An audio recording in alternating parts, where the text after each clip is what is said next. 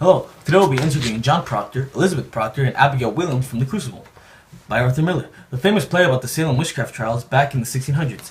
These characters will provide a greater insight on the importance of the Act 2 of The Crucible, the play's parallelism to the life after the trials, and how women's status contributed to the witch trials. First off, we will be having Mr. Proctor on stage with us. Hi, Mr. Proctor. Why don't you start off by describing your role within the play? The whole story revolves around how I made a mistake by having an affair with Abigail. She became jealous and accused my wife of witchcraft after I rejected her. My imperfections made the play more interesting. Aristotle believes that people are not interested by innocent characters that are punished.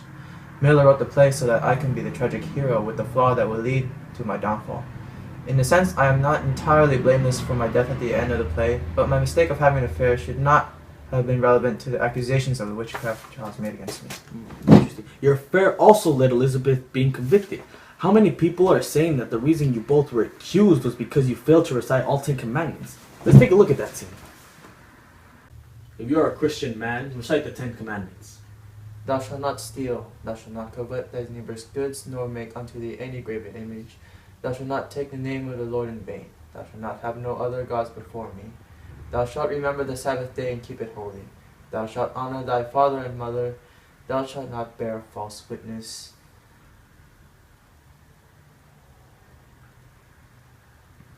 Thou shalt not make unto thee any graven image. You have said that twice, sir. Adultery, John.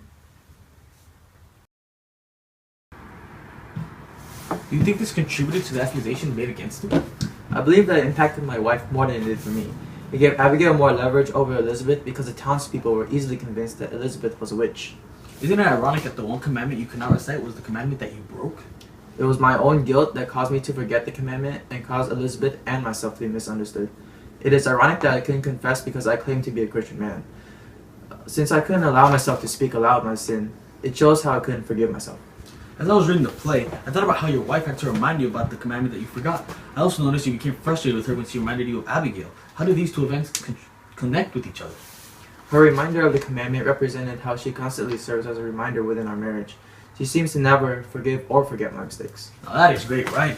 Mr. Proctor, thank you for being on the show today. And we'll be right back with Elizabeth Proctor and more insight on The Crucible by Arthur Miller. Hello everyone, joining us today is Elizabeth Proctor from The Crucible. Hi Elizabeth, we had your husband on our show earlier and it seemed like there was a lot of tension between you guys. Why don't you tell us your side of the story as to how your marriage started to fall apart? I mean, there was tension between us, and it seemed as though all the emotions and feelings disappeared from our marriage the moment I suspected John of having an affair, but I wouldn't say our marriage was falling apart. Is it true that you couldn't forgive John for his mistake and constantly used it against him? It was John's own conscience that prevented him from forgiving himself. He interpreted my disappointment concerning Abigail as suspicion when I was merely upset. It was his own guilt that was holding him captive. I noticed that winter was brought up multiple times during your conversation with Mr. Proctor. I interpreted winter as a symbol of how cold your feelings were towards each other. The coldness of winter can be harsh and unbearable, so it is a perfect representation of how sick and fragile our marriage was. Interesting. At one point, he compared your injustice to frozen beer. I saw that line within the play as a hyperbole that Miller cleverly incorporated into the scene in order to emphasize the cold tension between the two of you. Yes, I completely agree. John believed that our marriage was going through a rough patch, because he could not forgive him, hence my court justice.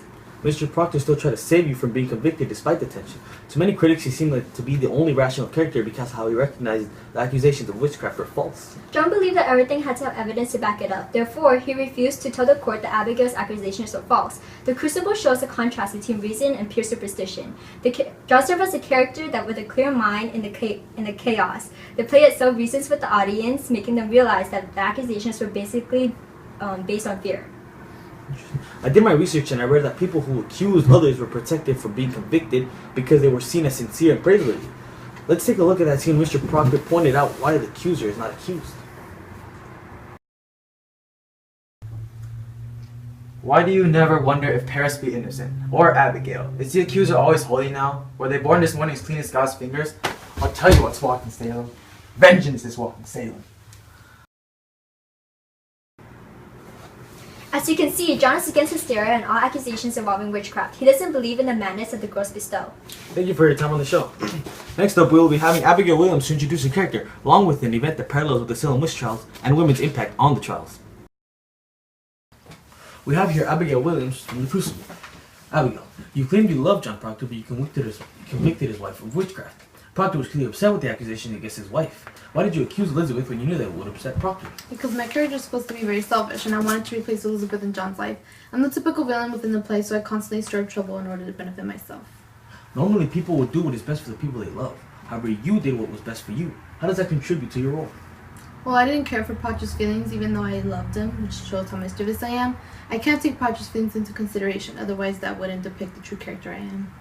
I thought it was suspicious how Mary Warren came home from the courtroom and gave Elizabeth a doll she had made while she was sitting in court next to you, and Elizabeth was later arrested, based on your accusation of witchcraft against her for possessing the doll. Let's take a look at that one, shall we? How did this puppet get inside my house? Why, I made it in court, sir. I gave it to Goody Proctor tonight. You stuck that needle in yourself? I believe so. Ask Abby. Abby sat next to me when I made it. Did you take the opportunity of seeing Mary Warren making the doll to stick a needle in your own stomach in order to frame Elizabeth?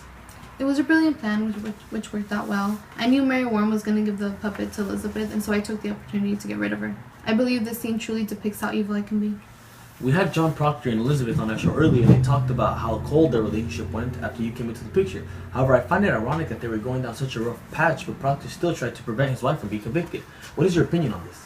Well, I know that my meddling caused them to get closer together, even though my plan was to separate them. Since I accused Elizabeth of witchcraft, John knew who was going to lose his wife, and so he found the compassion and the feelings he still had for her. So it was hard for them, but they unified even though I was trying to separate them.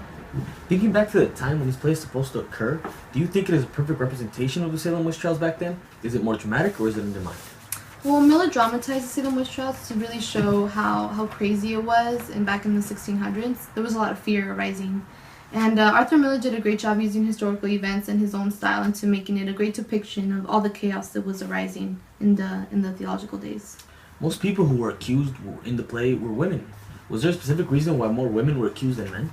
Well, during the time of the Salem witch trials, many females were charged with witchcraft, and I think Miller purposely wrote the play with more females as witches than men in order to bring the play to life. It truly depicts how it resembled this real Salem witch trials because it was mostly women. And after all, a play cannot be successful in its own time unless it speaks in its own time. Do you think the Salem witch trials are connected to the persecution of females back in the 1600s? I think it has something to do with it. After all, females were perceived as evil, sinister, and demonic because they inherited evil from Eve. She originated sin. And so, due to this reason, women back in the days were commonly convicted of witchcraft.